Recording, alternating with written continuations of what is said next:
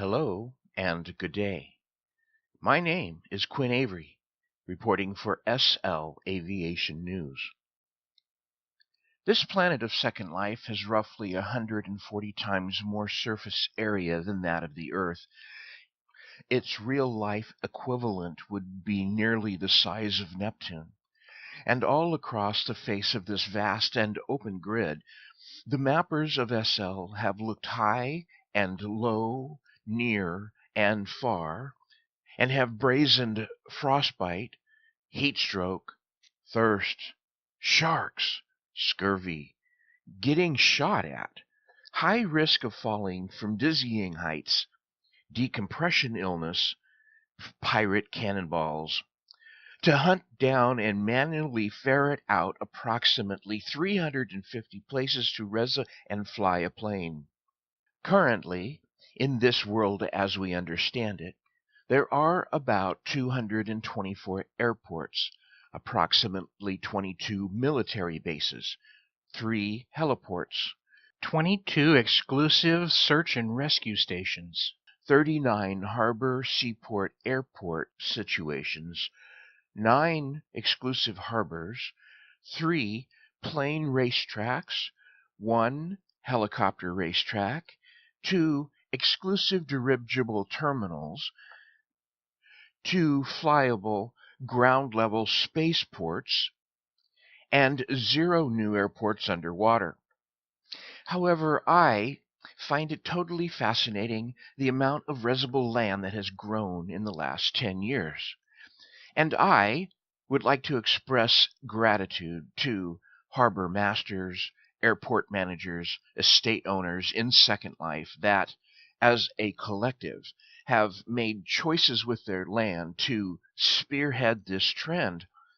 They have walked the road less traveled by leaving their land parcels open. They take on a greater risk of griefing, but are willing to do so that an exchange of friendships can come and go in our lives. It is these landowners and managers that are the community unsung heroes that have the vision to break the ice and blaze a trail by example for others to follow to a future open mainland grid. We, of the general aviation and marine communities, sincerely wish to tip our hats and say thank you to all the wonderful people that own open land, airports, and share marinas with us in Second Life.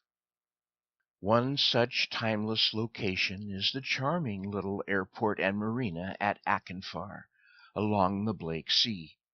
Ackenfar Airport was first established by the unified efforts of members of the SLAA New Ackenfar Airport Group in coordination with Snake 111 Rudolph, Serena Lexington, and Gabriel Miller.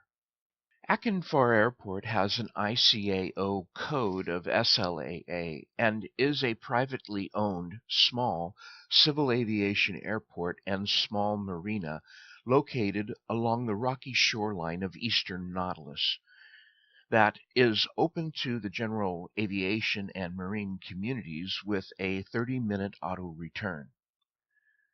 The ambience of Ackenfar Airport is derived from a combination of modern San Diego naval shipyards and the jetties of Mission Bay, California.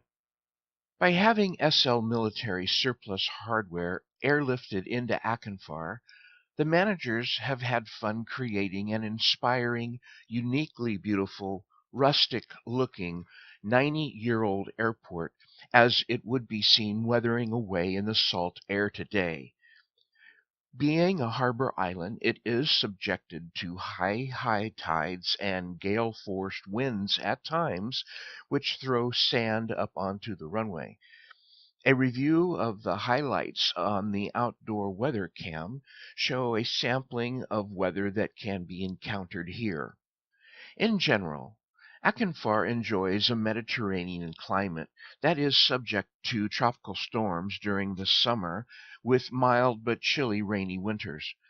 Ackenfar Harbor is a natural multi-basin coastal region, and the coastline is uniquely known for persistent seasonal fog. airport facilities include 2 World War II carbon arc aircraft searchlights on either end of the field that are being used instead of runway lights, a fuel depot, landmaster game, and Ackenfar is a cargo port for Get the Freight Out.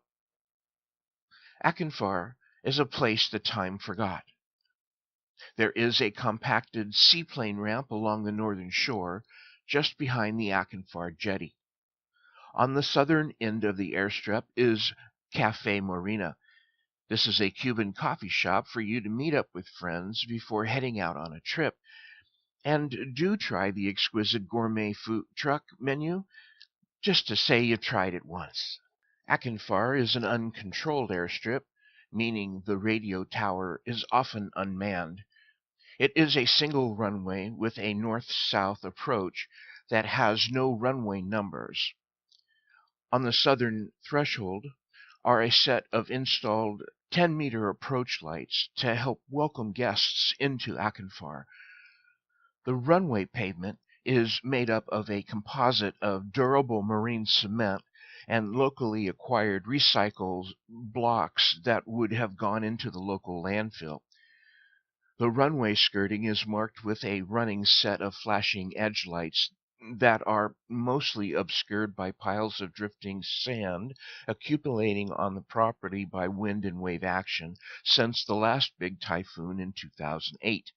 Ackenfar Airport accepts wingspans of up to 20 meters, including small jets, small propeller planes, helicopters, seaplanes, sea helicopters, dirigibles, gliders, ultralights, gyrocopters, parachute, parasailing, and flying saucers out of the Port of Los Angeles, serving small and mid-sized craft. No TAM. Be advised that the runway is not lit at night. However, the airport will try to shine a spotlight on anything in the sky that moves. No TAM. Beware on approach. Airfield is common to have hidden hazards sitting on and near the runway in the form of old, rusty, basket-case wrecks of boats and planes, and old, discarded, cracked, and pitted radial engine power plants that have been strung about and left to oxidize in the salt air and add a bit of mystique to the airstrip. Scrap is known to be drug around the property behind plane poles. As it decomposes, the metal hulks get in the way of new construction. Come on down and turn in a bid for a pallet of your very own little piece of Ackenfar. Makes a great gift.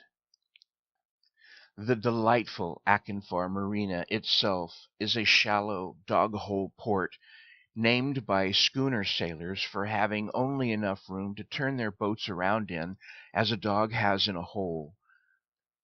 Marina features include harbor mouth buoys, docks, 3 ferry boats, coastal sand flats, estuaries with seagulls, dolphins that are protected by the Ackenfar Tidal Trust Wildlife Refuge, and year-round fishing, where the grunion run 2 times a year.